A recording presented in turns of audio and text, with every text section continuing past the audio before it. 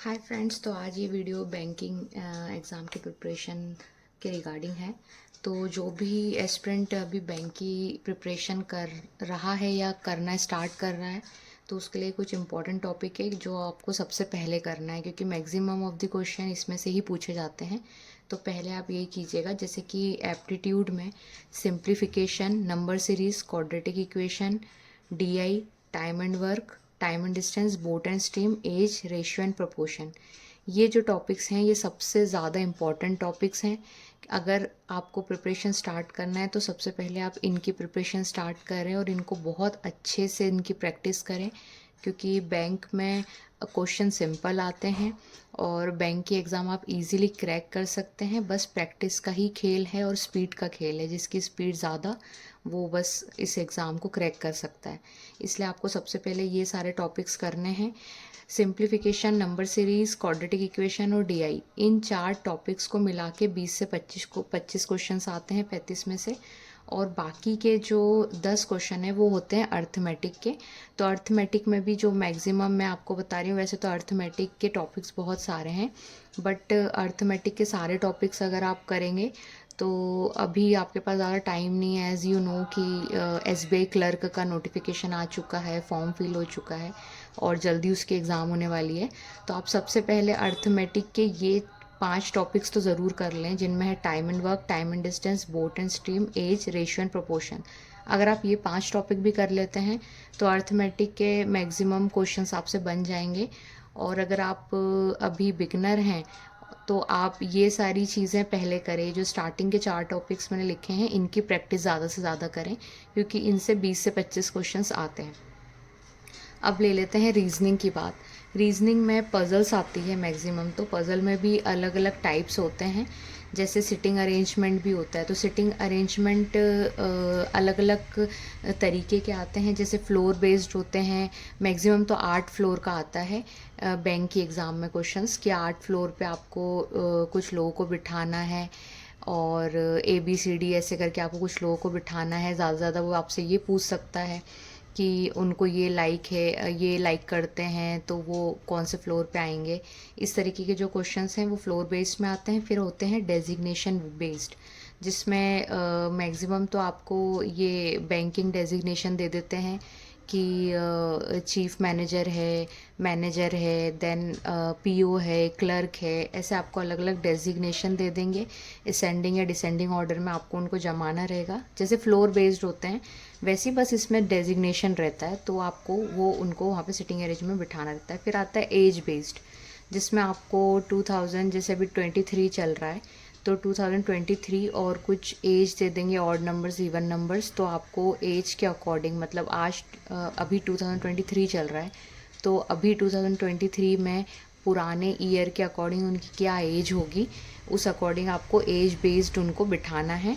तो ये क्वेश्चंस आते हैं। और फिर हो जाते हैं सर्कल बेस्ड और रेक्टेंगुलर बेस्ड, जिसमें आपको कहते हैं सर्कल में तो आपको जैसे 8 लोगों का मैक्सिमम और मिनिमम 4 या 6 लोगों का बोलते हैं कि आपको उनको बिठाना है। अब उसमें कोई अंदर फेस इनसाइड किया हुआ है, आउटसाइड किया हुआ है, इस तरीके क्वेश्चन। और रेक्टेंगुलर में आते हैं 4 आपके कॉर्नर्स पे बैठेंगे और बीच में आपके मिडिल में 4 बैठेंगे। कुछ लोगों के फेस बाहर की तरफ है, कुछ लोगों के अंदर की तरफ है। तो इस तरीके के जो क्वेश्चन हैं वो रेक्टेंगुलर बेस में पूछे जाते हैं। इसके अलावा 20 से 25 क्वेश्चन ये पजल और सिटिंग अरेंजमेंट के ही आ जाते हैं। इसके अलावा के जो क्वेश्चंस आते हैं वो आते हैं डायरेक्शन बेस्ड, जिसमें आपको नॉर्थ साउथ ईस्ट वेस्ट ऐसे डायरेक्शन में कोई कहीं जा रहा है, मूव कर रहा है, तो उसकी बेसिकली डायरेक्शन क्या होगी, या उसने कितना डिस्टेंस कवर किया है, ये सारी चीज़ें आपके डायरेक्शन बेस्ड क्वेश्चन में पूछेंगे। फिर आता है ब्लड रिलेशन। ब्लड रिलेशन के क्वेश्चंस आपने रीजनिंग में देखे होंगे, फादर मदर, इस तरीके की 3 जनरेशन्स में क्वेश्चन दे देते हैं। और फिर होते हैं कोड बेस्ड, एक सीधी सी लाइन में कोड बेस्ड सीरीज़ दे देते हैं, जिनमें से आपको उसको डिकोड करके आंसर्स निकालना होता है। और ऐसे ही अल्फ़ा न्यूमेरिकल सीरीज़ भी आती है, जो आपको अल्फ़ा न्यूमेरिकल सीरीज़ जो ABCDEF या आप जो पूरा याद करते हैं इसके नंबरिंग के अकॉर्डिंग नेक्स्ट क्या वर्ड आएगा ये पूछते हैं। तो मैक्सिमम वैसे तो बहुत सारा इसका जो आप देखें अगर सिलेबस तो बहुत सारा कुछ है बैंकिंग में, लेकिन ये कुछ मेन टॉपिक हैं जो अगर आप बिगनर हो या आप चाहते हो कि आपको अभी SBI क्लरिकल जो अभी आने वाला एग्ज़ाम उसकी प्रिपरेशन अगर करनी है तो सबसे पहले आपको ये ही सारे टॉपिक्स कवर करने चाहिए, क्योंकि ये मैक्सिमम पूछे जाते हैं और अगर इसकी प्रैक्टिस आप अच्छे से कर लेंगे तो आप अच्छा स्कोर कर सकते हैं।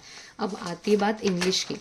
देखिए इंग्लिश में ऐसा कोई टॉपिक नहीं है जो मैं आपको बेसिकली बता दूं, क्योंकि हर टॉपिक में ग्रामर आनी काफ़ी ज़्यादा ज़रूरी है आपको, और कुछ बेसिक नॉलेज जो इंग्लिश में होता है वो तो होना काफ़ी ज़रूरी है, क्योंकि उसमें कोई भी आपको ये प्रॉपरली बता नहीं सकता है कि क्या पूछेंगे क्या नहीं पूछेंगे। बट हाँ, ये कुछ टॉपिक्स हैं जो पूछे जाते हैं। Error detection, parajumble. Error detection मतलब कुछ भी, या तो आपको कहीं रॉन्ग वर्ड दे देंगे, आपको उसको सही करना है, या आपसे पूछ लेंगे कि इनमें से जैसे ABCD 4 पार्ट्स में कोई क्वेश्चन होगा और फिर आपसे पूछा जाएगा कि इनमें कौन से पार्ट में एरर है वो बताइए, तो वो आपको मार्क करना रहेगा। फिर होता है पैराजंबल। पैराजंबल में एक पूरा पैराग्राफ होता है जिसकी कुछ 5 लाइनें होती है, उसको वो 4 या 5 भाग में डिवाइड कर देते हैं। आपको उसको सिक्वेंशियल फॉर्म में जमाना है और फिर आंसर देना है कि कौन सा सेंटेंस फर्स्ट आएगा, सेकंड आएगा, थर्ड आएगा, फोर्थ आएगा और फिफ्थ आएगा। ये होता है पैराजंबल। फिर होता है फिलिंग द ब्लैंक्स। इसमें भी आपको ग्रामर की काफ़ी ज़्यादा ज़रूरत है, ग्रामर आनी चाहिए, क्योंकि फिलिंग द ब्लैंक्स में कुछ ऐसा ब्लैंक दे देंगे और ऑप्शंस दे देंगे 4-5। और हाँ, आपके लिए वोकैब पढ़ना भी काफ़ी ज़्यादा इंपॉर्टेंट है। आप ब्लैक बुक से वोकैब पढ़ सकते हैं, क्योंकि फिलिंग द ब्लैंक्स में मैक्सिमम तो वोकैब का ही यूज़ होता है। आपको वो जो फिलिंग द ब्लैंक्स में कुछ जो ऑप्शंस देंगे वो सब मतलब वोकैब रिलेटेड ही होंगे, उनके मीनिंग के अकॉर्डिंग, और लाइन में वो क्या कहना चाह रहा है उस प्रॉपर लाइन में, उसके अकॉर्डिंग आपको उसको ब्लैंक्स को फिल करना रहेगा। देन पैसेज, तो कंप्रेसिव तो वो आपको आना ही चाहिए। उसमें मतलब उसमें सीधा सा फंडा ये है कि जो सबसे पहले आप पैराग्राफ रीडिंग मत कीजिए, जो मैं करती हूँ फॉलो, कि मैं पैराग्राफ रीड नहीं करती, क्योंकि अगर आप पैराग्राफ रीड करने बैठ जाएंगे तो आपका टाइम ही चले जाएगा। सिर्फ 20 मिनट्स होते हैं आपके पास, आपको 30 क्वेश्चंस करने हैं इंग्लिश में, तो वो पॉसिबल नहीं है। इसलिए आप पैसेज पूरा रीड मत कीजिए। आप सबसे पहले क्वेश्चन में जाइए, क्वेश्चन में देखिए कि वो क्या पूछ रहा है, फिर उस पर्टिकुलर चीज़ को जो उसमें पूछी गई है उस वर्ड को लेके जाइए फिर पैराग्राफ में, और फिर ढूंढिए।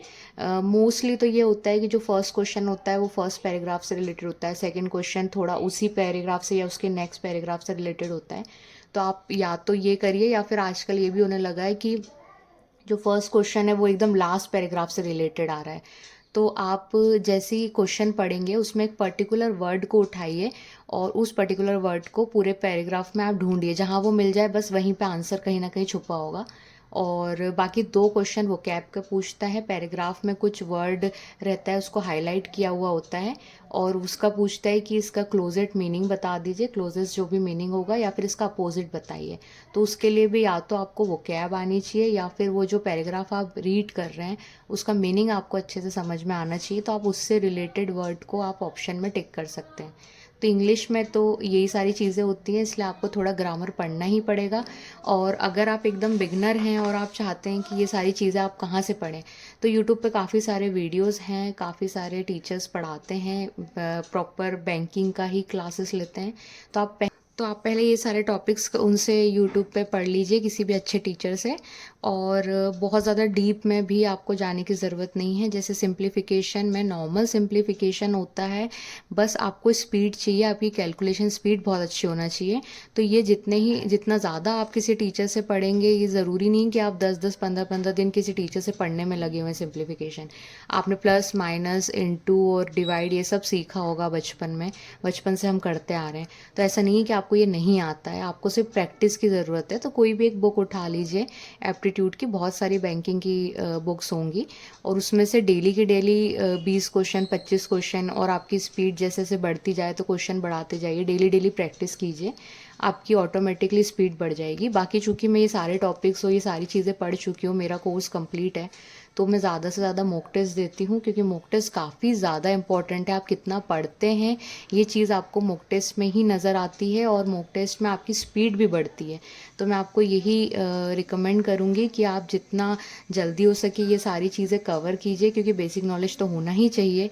यूट्यूब से किसी भी टीचर से आप पढ़ लीजिए, उसके बाद आप ज़्यादा से ज़्यादा मॉक टेस्ट देने की कोशिश कीजिए, क्योंकि जितना आप मॉक टेस्ट देंगे उतना ही ज़्यादा आप ग्रो करेंगे, और आपको मतलब जितनी ज़्यादा प्रैक्टिस अच्छे से हो पाएगी आप उतना ही अच्छा स्कोर करेंगे। क्योंकि मैं फिर आपको बता दूं कि बैंकिंग की जो एग्ज़ाम होती है, इट्स ऑल अबाउट स्पीड। अगर आपकी स्पीड अच्छी है, आप ज़्यादा अटैम्प्ट करते हैं, तो आपका सिलेक्शन हो जाएगा। बाकी पेपर इजी आता है, इट्स नॉट डिफ़िकल्ट। वो लगता है जो बिगनर्स हैं उनको लगता होगा कि शायद पेपर डिफ़िकल्ट है, बट ऐसा कुछ नहीं है। जब आप ये सारे टॉपिक कवर कर लेंगे तो आपको काफ़ी इजी लगेगा। बस प्रैक्टिस की बात है, आप जितना हो सके मॉक टेस्ट दें और प्रैक्टिस करें। That's all I want to say. अगर आपको कोई भी डाउट हो आप मुझे कमेंट बॉक्स में लिख सकते हैं।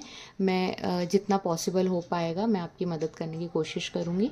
अगर आपको मेरा वीडियो अच्छा लगा हो तो प्लीज़ लाइक कीजिएगा, और अगर आपके साथ कोई आपके फ्रेंड प्रिपेयर कर रहे हो उन्हें भी इस वीडियो को शेयर कीजिएगा। Okay, thank you so much, and best of luck for your preparation.